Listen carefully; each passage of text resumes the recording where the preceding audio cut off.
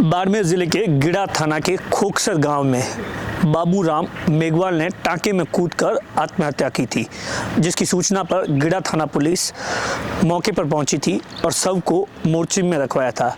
लेकिन इस मामले में लगातार 4 दिन बाद भी पुलिस और परिजनों के बीच में गतिरोध जारी है। ऐसा बताया जाता है कि 4 दिन से लगातार पुलिस प्रयास कर रही है परिजनों को मनाने का, लेकिन जिस तरीके के परिजनों ने साफ तौर पर कहा है कि जब तक जो सुसाइड नोट है जिसमें जिस पंच का नाम लिखा हुआ है उसे गिरफ्तार करो, उसके बाद ही शव को उठाया जाएगा।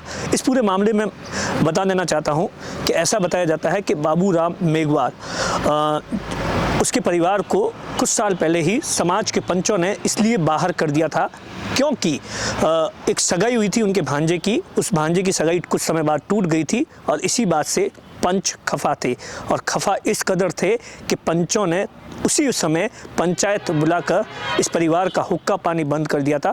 कई सालों से ये परिवार लगातार इस तरीके की प्रताड़ित हो रहा था, चाहे वो सामाजिक कार्यक्रम में नहीं जा सकता था। बाकी कास्ट के लोग तो यहाँ आते थे, लेकिन उन्हीं की जाति के लोग इनके घर पर नहीं आते थे। तो इस बात को लेकर लगातार परिवार संघर्ष कर रहा था।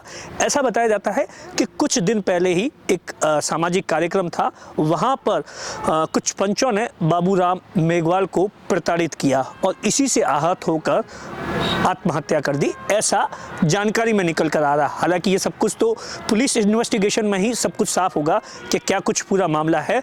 इस मामले में परिवार ने सीधे तौर पर मुकदमा दर्ज करवाया था कि जातीय पंचों से प्रताड़ित होकर आत्महत्या की है, और आत्महत्या से पहले बाबूराम मेघवाल ने एक मारवाड़ी में सुसाइड नोट लिखा है और उसी सुसाइड नोट में यह बताया है कि पंचों से प्रताड़ित होकर आत्महत्या कर रहा हूँ। परिवार की ओर से अभी जो बताया गया है वो ये बताया गया है कि किस तरीके से आज भी मरने के बाद में भी प्रताड़ित है।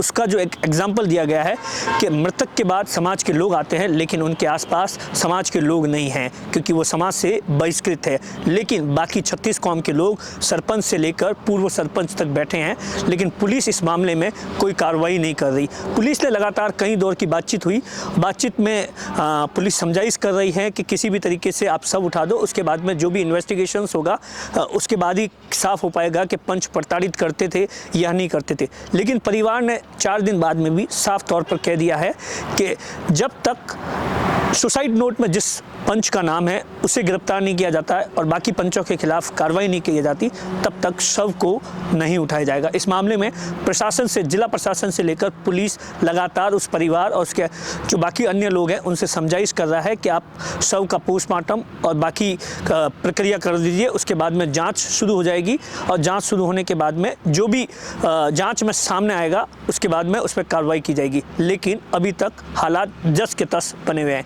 कैमरे के पीछे अश्विनी रामावत है, मैं आपका साथी दिनेश बोहरा।